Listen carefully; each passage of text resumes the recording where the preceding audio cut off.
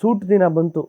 ಅದು ಫಸ್ಟ್ ದಿನ ರೋಪ್ ಮಾಡ್ತಾ ಇರೋದು ಚೆನ್ನಾಗಿ ಮಾಡೋ ಅಂದ್ಬಿಟ್ಟು ಧೈರ್ಯ ಎಲ್ಲ ಚಪ್ಪಾಳೆ ಹೂ ಅಂತ ಎಲ್ಲ ಇಟ್ಟರು.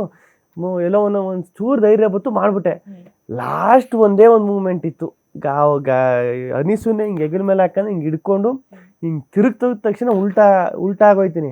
ಅನೀಸ ಇಲ್ಲೇ ಇರ್ತಾರೆ, ಅದು ಹಿಂಗೆ ತಿರುಗ್ತಾ ಇರ್ತದೆ ಮೇಲೆ.